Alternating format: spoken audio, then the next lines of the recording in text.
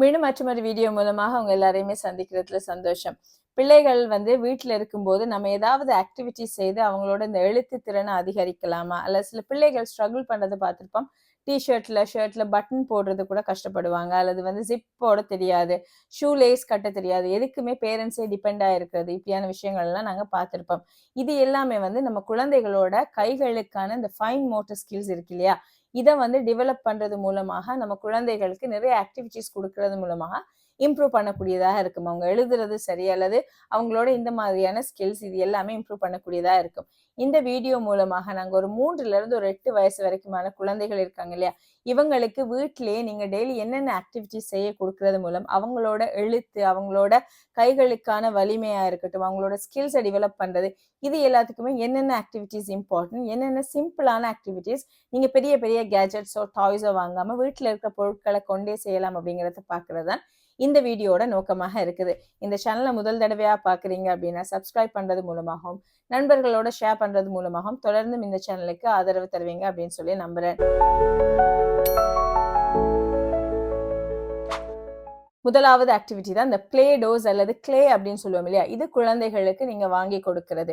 இதை நீங்க கடைகள்லையும் வாங்கலாம், அப்படி இல்லைன்னு சொன்னா நீங்க வீட்டிலேயே தயாரிக்கலாம். நீங்க யூடியூப்ல சின்ன சின்ன வீடியோஸ் எல்லாம் இருக்கும், ஷார்ட்ஸ் எல்லாம் இருக்கும். வீட்டிலேயே மாவை கொண்டு எப்படி நீங்க பிளே டோ செய்யறது, இந்த கோதுமை மாவு அல்லது மைதா மாவை நீங்க எப்படி பிளே டோ செய்யறது அப்படிங்கிற வீடியோஸ் இருக்கும். ஸோ இதை பார்க்கறது மூலமாக நீங்க வீட்டிலேயே இது செய்யக்கூடியதா இருக்கும். சின்ன குழந்தைகள் அப்படின்னு சொன்னா இந்த நான் டாக்ஸிக் பிளேடோன்னு இருக்கு, அவங்க தவறி அவங்க சாப்பிட்டா கூட அது பிரச்சனை இல்லை அப்படிங்கிற நான் டாக்ஸிக் பிளேடோ இருக்கு இல்லையா, இதை வாங்கி இதுல நீங்க பிளேடோ கட்டர்ஸ் இருக்கும், அல்லது வீட்டிலேயே நீங்க உங்களோட குழந்தைகளுக்கு ரோலர்ஸால இந்த பிளேடோ உருட்டுறது, அல்லது கைகளால அவங்க பால்ஸ் மேக் பண்றது, அல்லது இது சின்ன சின்ன பொருட்களால சின்ன அந்த பிள்ளைகளுக்குரிய அந்த கத்தி அதெல்லாம் இருக்கு இல்லையா, இதால வெட்டுறது, இப்படியான ஆக்டிவிட்டிஸ் மூலமா உங்க குழந்தைகளுக்கு நீங்க ப்ராக்டிஸ் கொடுக்கலாம் இந்த பிளேடோ விளையாடுறதுக்கு. இதன் மூலமாக குழந்தைகளோட கைகள்ல தசைகள்லாம் நல்லாவே இம்ப்ரூவ் ஆகும், டெவலப் ஆகும் அந்த பிள்ளைகளோட. இது குழந்தைகள் எழுதுறதுக்கு முன்னான ஒரு பயிற்சியாக இருக்கும். இதை கொஞ்சம் நீங்க அட்வான்ஸ்டாக சின்ன பிள்ளைகளுக்கு ஒரு இன்ட்ரெஸ்டிங்கான சேலஞ்சா கொடுக்கணும் அப்படின்னு சொன்னா கைகள் இல்லாம அவங்களோட அந்த ஃபிங்கர் டிப்ஸ் இருக்கு இல்லையா, அந்த விரல்களோட நுனி, இதை கொண்டு சின்ன சின்ன பால்ஸ் அந்த பிளேடோவால் செய்யறதுக்கு நீங்க என்கரேஜ் பண்ணலாம். இந்த ஆக்டிவிட்டி குழந்தைகளுக்கு அவங்க ஃபைன் மோட்டர் ஸ்கில்ஸையும் அதிகரிக்கிறதா இருக்கு. அடுத்து சில பிள்ளைகள் அந்த பென்சிலை சரியா பிடிக்க மாட்டாங்க, பென்சிலுக்குரிய சரியான கிரிப் இருக்காது அப்படின்னு சொல்லி பேரண்ட்ஸ் கம்ப்ளைண்ட் பண்ணுவீங்க இல்லையா. இந்த குழந்தைகளுக்கான ஒரு ஆக்டிவிட்டி அல்லது உங்களோட சின்ன குழந்தைகளுக்கு ஆரம்ப பயிற்சியாக நீங்க கொடுக்குற ஆக்டிவிட்டி தான் இந்த ஸ்பாஞ்ச் இருக்குமே, நம்ம வீட்டுல யூஸ் பண்றோமே, இதை ஸ்குவீஸ் பண்ற ஒரு ஆக்டிவிட்டியாக இருக்கும். ஒரு தண்ணியோ ஒரு பவுல்ல ஒரு தொட்டியில் எடுத்தீங்க அப்படின்னு சொன்னா அதுல அந்த ஸ்பாஞ்சை நினைச்சிட்டு அந்த பிள்ளைகளை ஸ்குவீஸ் பண்ண விடுங்க. ஸோ இதன் மூலமாக குழந்தைகளோட கைகள்ல தசைகள் விருத்தியாகும். ஒரு பென்சில் கிரிப் அப்படிங்கிறது எப்படி இருக்கணும், அது இந்த குழந்தைகளுக்கு விருத்தியாக தொடங்கும். இதுல உங்களோட பிள்ளைகளுக்கு இன்ட்ரெஸ்டிங்கா சேலஞ்சா செய்யணும் அப்படின்னா ஒரு 2 பிள்ளைகள் இருக்காங்க, அல்லது நீங்களும் உங்களோட பிள்ளையுமே ஒரு காம்படிஷன் மாதிரி ஒரே அளவான 2 பாத்திரம் அல்லது ஒரு கிளாஸ் எடுத்து அதுக்குள்ள யாரு முதல்ல தண்ணியை நிரப்புறாங்க, ஸ்பாஞ்சை நனைச்சு அதை சோக் பண்ணி நம்ம யாரு முதல்ல ஸ்குவீஸ் பண்றாங்க, இப்படி அந்த குழந்தைகளுக்கு இன்ட்ரெஸ்டிங்கான அது ஒரு விளையாட்டாக நீங்க கொடுக்கலாம். அடுத்ததுதான் இந்த க்ளோத் கிளிப் அல்லது பெக் அப்படின்னு சொல்லுவோம் இல்லையா, உடுப்பு காய வைக்கிறதுக்கு நாங்க யூஸ் பண்ற கிளிப். இந்த கிளிப்ஸை உங்களோட குழந்தைகளுக்கு ஒரு பேப்பர்லயோ அல்லது சின்ன கார்ட்போர்ட் வீட்டுல இருக்கிற மட்டைகள் இருக்கு இல்லையா, அதை சின்ன சின்ன துண்டுகளாக சதுரங்களாக வெட்டி அதுல நீங்க கிளிப் பண்றதுக்கு பழக்கலாம். அதை விட நீங்க வீட்டுல உடுப்பு காய போடுறீங்க அந்த கிளிப்பை யூஸ் பண்ணி அப்படின்னா உங்க பிள்ளைகளை நீங்க அதற்கு கூட என்கரேஜ் பண்ணலாம். இந்த மாதிரியான ஆக்டிவிட்டிஸால உங்க பிள்ளைகள் அந்த கிளிப்பை தம் அதாவது பெருவிரலும் அந்த ஆட்காட்டி விரல் இருக்கு இல்லையா, அது ரெண்டையும் யூஸ் பண்ணி செய்யற நேரம் பென்சிலும் நாங்க அப்படிதான் பிடிக்க போறோம். ஸோ அந்த விரல்களுக்கான ஸ்ட்ரென்த் அதிகரிக்கும், அந்த விரல்களுக்கு கூடிய அளவு வலிமை வரும். அதே நேரம் பிள்ளைகள் உண்மையிலேயே ஒரு பென்சிலோ பென்னோ பிடிக்கிற மாதிரி அதை பாவனை செய்யறதுனால அந்த பென்சில் கிரிப்புமே இம்ப்ரூவ் ஆகும். இதை இன்ட்ரெஸ்டிங்காக செய்யணும் அப்படின்னு சொன்னா நீங்க கலர்ஸுக்கு மேட்ச் பண்ண கொடுக்கலாம். அதாவது ஒரு கலர் கார்ட்போர்ட்ல கலர் பண்ணி வச்சுட்டு நீங்க அதே கலர் பெக்கை அதோட நீங்க மேட்ச் பண்ணுங்க. இதன் மூலம் குழந்தைகளுக்கு அந்த சார்ட் பண்றது அல்லது கலர்ஸை மேட்ச் பண்றது இந்த இயல்பு கூட அதிகரிக்கும். அடுத்தது குழந்தைகளுக்கு அந்த நூல் அல்லது நாடால எதையாவது கோர்க்க கொடுக்கறது. நீங்க கடைகள்ல இந்த பீட்ஸ் வாங்கலாம். ரொம்ப சின்ன பிள்ளைகள்னு சொன்னா இந்த பீட்ஸ் கொடுக்குற நேரம் அது அவங்க சாப்பிட்றதுக்கோ அதாவது உட்கொள்றதுக்கான வாய்ப்புகள் இருக்கும் இல்லையா. ஸோ இந்த குழந்தைகளுக்கு நீங்க அந்த பாஸ்தா மேக்கரோனி இருக்கு இல்லையா, அது மாதிரி ஏதாவது கொடுக்கலாம். அந்த கோர்த்து பிள்ளைகள் விளையாட விடுறதுக்கு. ஸோ இந்த நேரம் வந்து உங்களோட குழந்தைகளோட ஹேண்ட் ஐ கோஆர்டினேஷன், ஒரு கண் வந்து பார்க்குற விஷயத்த கைகள் சரியா செய்யும் இல்லையா, இந்த கோஆர்டினேஷன் வந்து இந்த குழந்தைகளுக்கு இம்ப்ரூவ் ஆகும். பிள்ளைகள் எழுதுறதுக்கோ அல்லது பட்டன்ஸ் போடுறதுக்கு, அவங்களோட ஷூலேஸ் கட்டுறது, டே டு டே ஆக்டிவிட்டிஸ், ஸ்டெப்பை திறக்கிற அப்படின்னா கூட அந்த குழந்தைகளுக்கு ஒரு ஹேண்ட் ஐ கோஆர்டினேஷன் வந்து தேவையாக இருக்கும். ஸோ இது ஒரு நல்ல ஸ்கில்லாக இருக்கும். இதை நீங்க இன்னும் இன்ட்ரெஸ்டிங்காக ஆக்கணும் அப்படின்னு சொன்ன அந்த பிள்ளைகளுக்கு பேட்டர்ன்ஸை யூஸ் பண்ணலாம். இப்போ நீங்க உதாரணமா ஒரு மேக்கரோனி, ஒரு பாஸ்தா அப்படின்னா அதை நீங்க திருப்பியுமே ரீயூஸ் பண்ணலாம். வீசணும் அப்படிங்கிற அவசியம் கூட இல்லை.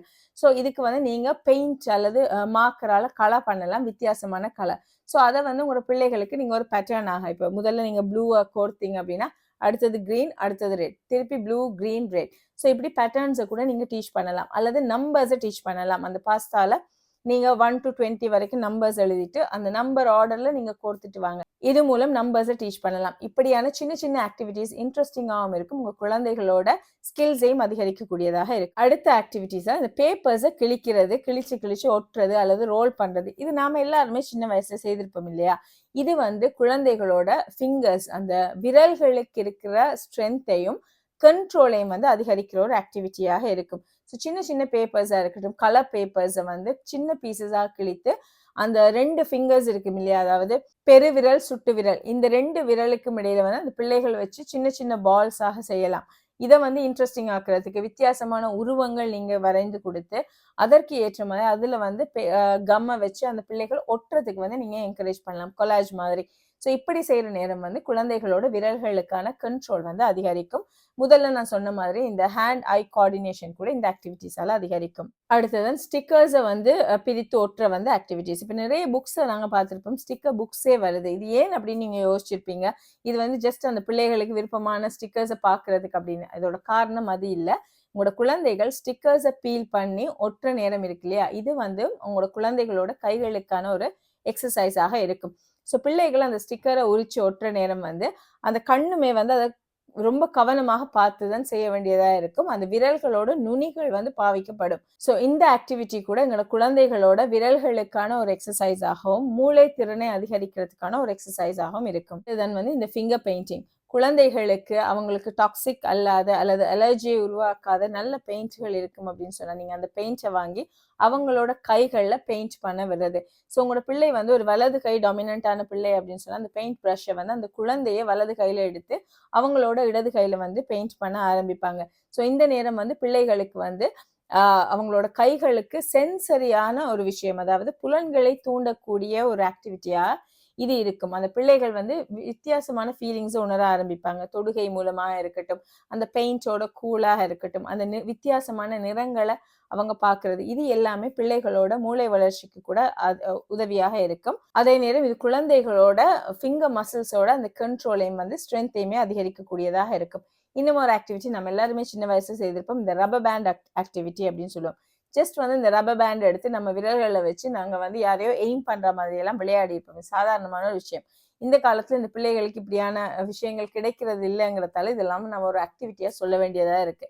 ஸோ உங்க குழந்தைகளுக்கு இதை கூட நீங்க என்கரேஜ் பண்ணலாம். ரப்பர் பேண்டை விரல்களுக்கு இடையில வச்சு ஸ்ட்ரெச் பண்றதுனால அந்த விரல்களுக்கான அந்த ஸ்ட்ரென்த் வந்து அதிகரிக்கும். பிள்ளைகள் வந்து இந்த எய்ம் பண்றாங்க இல்லையா, ஸோ இது வந்து குழந்தைகளுக்கு வந்து ஒரு கண் பார்த்து அந்த இடத்துக்கு எய்ம் பண்றது அப்படிங்கிற ஒரு விஷயத்தை கூட இந்த ஆக்டிவிட்டி மூலமாக நாங்கள் கற்றுக் கொடுக்கலாம். அடுத்த ஆக்டிவிட்டி தான் இந்த பட்டன்ஸ் அண்ட் ஜிப்ஸை வச்சுன்னா ஒரு ப்ராக்டிஸாக இருக்கலாம். ஸோ உங்கள்கிட்ட ஒரு பழைய ஷர்ட் இருக்கு, ஒரு பெரிய அளவிலான ஒரு ஷர்ட் இருக்கு, பெரிய பட்டன்ஸ் இருக்க ஷர்ட் இருக்கு அப்படின்னு சொன்னா அதை குழந்தைகளுக்கு கொடுத்து அவங்க வந்து அடிக்கடி இந்த பட்டன்ஸை மூடி திறக்கிற பட்டன்ஸை போடுறது வந்து பழக்கக்கூடியதாக இருக்கும். அல்லது ஷூ லேஸ் வந்து ஷூஸை எடுத்து அவங்களே லேஸை கட்டுறதுக்கு வந்து ட்ரை பண்றது. அவங்க காலில் போட்டிருக்கிற நிலைமையில இல்லை, ஜஸ்ட் அவங்க ஷூவை வந்து மடியிலையோ கையிலையோ வச்சு அந்த ஷூ லேஸை வந்து கட்டுறது. பழைய ஜிப்புகள் இருக்கும், அப்படி இல்லைன்னா பழைய பேக்ஸ் இருக்கும் அப்படின்னு சொன்னா அந்த பேக்ஸை கூட அவங்க வந்து அந்த ஜிப்பை திறந்து மூடுறதுக்காக திருப்பி அவங்களுக்கு ப்ராக்டிஸ் கொடுக்கலாம். இப்படியான சின்ன சின்ன ஆக்டிவிட்டிஸ் காஸ்ட் எஃபெக்டிவா, நாங்கள் இதுக்கு எந்த காஸ்ட்டுமே போறது இல்லை, வீட்டில் இருக்க பொருட்களை கொண்டே நாங்கள் இப்படி செய்யறது மூலமாக எங்கள் குழந்தைகளோட அந்த ஸ்கில்ஸை நாங்கள் அதிகரிக்கலாம் அப்படிங்கிறதான் இந்த வீடியோட நோக்கமாக இருக்குது. மீண்டும் மற்றொரு வீடியோ மூலமாக நல்ல ஒரு தலைப்போடு சந்திக்கிறேன். நன்றி.